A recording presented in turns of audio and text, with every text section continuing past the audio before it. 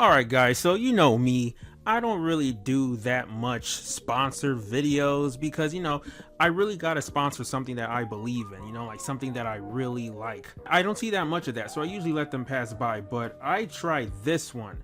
Opera GX browser. Now at first I was like, why would I want to use another browser? Remember back in the days of Internet Explorer, no one uses that anymore. Then they try to entice you with Microsoft Edge, nobody uses that either. And then Mozilla Firefox, I used to use that, but I mostly use Google Chrome. But I tried this Opera GX and it's really good, especially for gamers and gamers like me who use Alienware desktops. Now what enticed me about this browser right here is that you can keep several browsers open while you're gaming. And if there's one thing I do is I always make sure I close all my browsers before I start gaming so there's no lag in the game. But with Opera GX, you don't need to do that. And it also lets you limit the CPU or RAM in your computer. And my RAM is crap because you guys know I run an animated series called Sonic Rebound. So we have a lot of videos that I keep on my files, and yeah, it makes my PC RAM full. So Opera GX really helps limit that, which is great. All right, now let's talk about the network limiter. Now with the network limiter, you can limit the network bandwidth used by the Opera GX browser to gain performance in games and streams. So you got to make sure to turn the control buttons on and off when showing the features, just like this. You use way less CPU and bandwidth than if you use another browser like Google Chrome. I check this right here. See how much CPU I'm using with Google Chrome, and I don't have any control over it. Well, with Opera GX, you're able to limit the amount of bandwidth you use, which is awesome. You can also integrate social media channels with this. Integrate Facebook Messenger, Telegram, WhatsApp, all of that right into the sidebar right here, which is really cool, so you don't have to always be clicking on tabs to try and get to that. And with the GX player here, you can log into 3 different apps: Spotify, Apple Music, and YouTube Music directly from the sidebar in Opera GX. The player lets you keep your favorite streaming services in one place. So whenever you start streaming videos or audios in your browser tabs, the player automatically pauses and then automatically resumes once the tab is finished. That's pretty great. So you don't have to be doing many things manually. It does it for you. And Opera GX is also on mobile, and it can be connected to the desktop version as well. So if you want to check out this browser, make sure to click the link down in the description below to get either the desktop or the mobile version. So yeah, in my opinion, this is a free download. It's great. No gamer should be without the Opera GX browser. Press F to pay respects to all the traditional web browsers, especially if you still use Mozilla Firefox or like Microsoft Edge. I mean, come on, get with the program. So download today for free.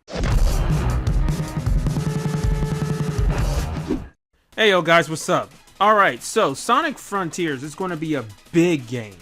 That is much we know. It's going to be the biggest Sonic game ever made since Unleashed.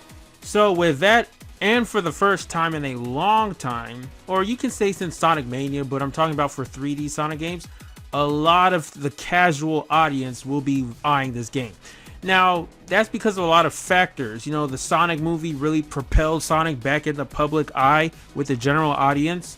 And also with this game being open world, which is, all the rage these days. A lot of people are interested in this game. People that I'm friends with that don't care about Sonic, haven't played a Sonic ever. Some haven't played since they were little kids, are into this game.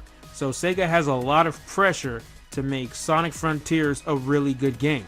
Like I was telling my friends, I was like, Sonic fans can't defense squad their way out of this one. With Sonic Forces, they had the Sonic Forces Defense Squad, which would always defend the game with their toxic positivity. You couldn't utter one negative thing. You couldn't say one criticism about that game. This is different. Like, forget Sonic tubers. You guys are going to be hearing loads of other YouTubers, gamer YouTubers, and casuals bashing on Sonic Frontiers if the game is bad. I don't envy Sega. I don't envy Sonic Team. A lot of pressures on them. But here are the 5 things, the 5 major things Sonic Frontiers must do to appeal to the casuals and to be a successful game. So I'm going to list those right now. But before I do, be sure to smash that like button, comment, subscribe, all that good stuff. Show your support for your boy, and thanks for the support on my previous video. But first, alright, 5 things Sonic Frontiers must do to appeal to casuals. Number 1, Sonic Frontiers needs to have a good length.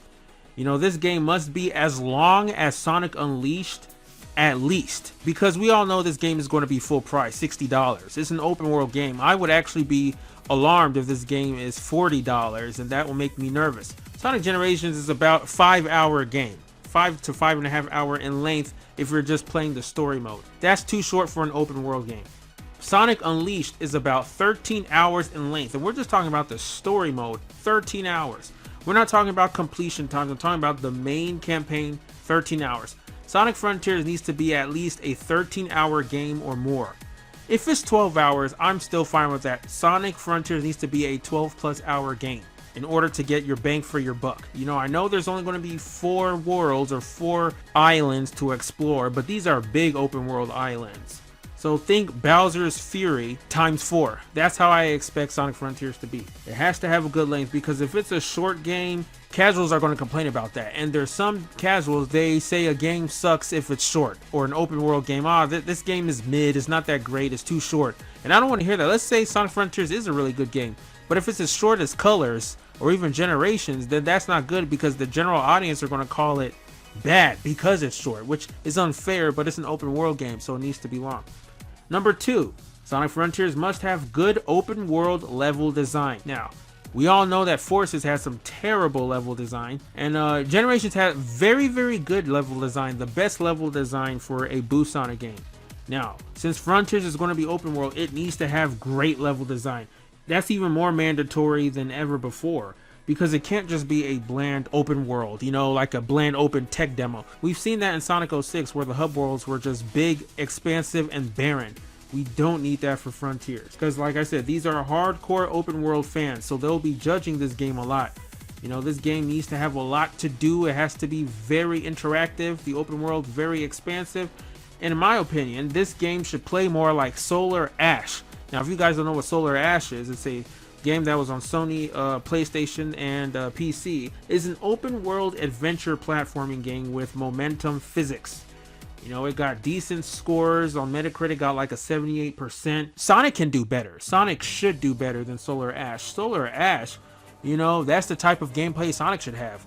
Open world, 3D, no 2D sections, adventure platforming with momentum physics. And I'm going to show that. I'm showing that in this video. Probably this video, the whole footage of this video is going to be Solar Ash gameplay. We'll see. Number 3, good story. Now this honestly should be number 2, but bear with me. Now thank God for Ian Flynn. We all know he's going to write the story for Sonic Frontiers, because the story cannot be try-hard cringe like Sonic Forces, Lost World, or childish goofy like Colors, or even bland like Generation. You know, I feel this one should be the easiest to achieve, given that Pontaff are out and Ian Flynn is in. So it's up to Sega to ensure that the story for Sonic Frontiers is good, because like I read in those leaks for Sonic Frontiers, Sonic Rangers, and Sonic Rose, the story for Sonic Frontiers is very involved. It's not just mere cutscenes in between levels. The story is ingrained in the gameplay, pretty much like Zelda Breath of the Wild and Shadow of the Colossus, all that. So the story needs to be top tier. This is like, I was hyped for Sonic Forces because of this story and gameplay, and kind of leaning more on the story because I was doing Sonic Theories a lot back then. But this time, the story has to be good. Like, I feel like even if Frontiers is a great game, if the gameplay is really good, but the story sucks, that's actually going to be to the game's detriment too, because it's like, damn, this is not Bowser's Fury or Mario Odyssey with a simple story. Number 4 is game design. Now, what I mean by game design is exploration, how the game is designed around that with the open world. Now, Sega should not force exploration on the player. What I mean by that is collecting stuff, collectathon. We all know this game is going to have collectathon elements in it. So this is something Sonic Team has never really mastered. Like, and this goes as far back as Unleashed, even before that. But, you know, we're Unleashed. Boost game. The gameplay style in the daytime stages was Boost. The nighttime was Werehog Brawl. But both types of stages forced exploration. You had to collect these medals, the sun and the moon medals, before you simply could not progress. Now, it was easier to collect the sun medals when you were in the Werehog in the nighttime stages because it's more slow paced. But collecting the moon medals on the daytime stages was just a pain, because it's forcing you to stop boosting and to stop and look around, which goes against the fundamentals of the gameplay of the daytime stages. Now with Sonic Frontiers, it's open world, so you'll be taking more time exploring. So, you know, it'll be like the Werehog, but with more momentum and more speed, obviously. But they should not force that on me. You know, I shouldn't be locked in. I must collect this certain number before I can progress. Super Mario Odyssey, yes, it had a certain number of moon shines or whatever, power shines, I forgot, that you had to collect to progress. But, you know, it was very lenient. And because of the nature of the game, you were tempted to stay longer and collect as many moons as you could. This was also a problem with the Boom games like Sonic Boom Shattered Crystal. That was terrible. They fixed that with Sonic Boom Fire and Ice. They kind of make collecting the collectibles pointless now, because you could totally ignore them. It wouldn't affect anything of the game. You could go out of your way to collect them, but the reward was not worth it. So Sonic games has just struggled with this a lot of the time. That's going to be interesting. I wonder how they're going to balance it, because either they make it that is mandatory and it slows the game to a halt, that you now have to grind to get it, or they make it so minuscule that it's like, you don't need to get it, which is pointless because now the exploration is minimized. So I'm interested to see how Sega will implement the exploration in the game design. So that's number 4. Now number 5, it's not mandatory, but given the nature of games these days, I think is required. Good DLC for longevity. Now we all know this game is only going to have 4 open worlds. Now this is something Sega could definitely expand on. Sonic Team could expand on in the future with DLC, having like a extra world DLC, which will be the 5th world, which makes sense. But that will really give longevity for this game. We could have DLC for games like Sonic Lost World. We had 3 DLC stages. How much more Sonic Frontiers? This game needs DLC, because that was one of the bad things about Generations. There was no real DLC besides that pinball stage in Casino Night. That was like a day 1 DLC, but no real DLC. The DLC was the PC mods. So I don't want that to happen with Frontiers. We need to have good DLC to last throughout 2023.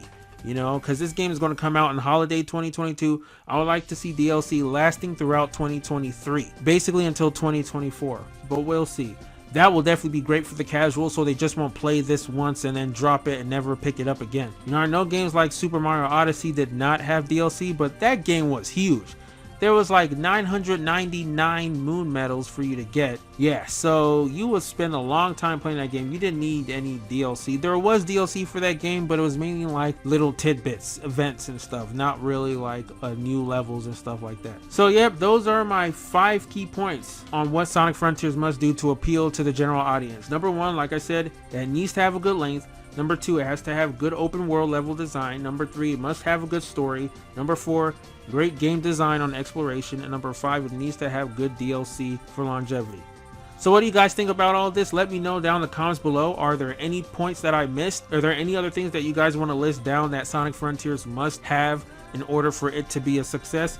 Let me know. But yeah guys, thanks for watching. Be sure to check out the Opera GX browser. Download it for free. Check it in the description. Thanks for all the support. Let's see if we can get my channel to 80,000 subscribers before the year is over. Let's see. I know I'm going to be hitting 79,000, but let's see if we can get to 80,000. So if you haven't, be sure to hit that subscribe button and join the A Squad. Alright guys, that's all I got for now. So until next time, I'm out.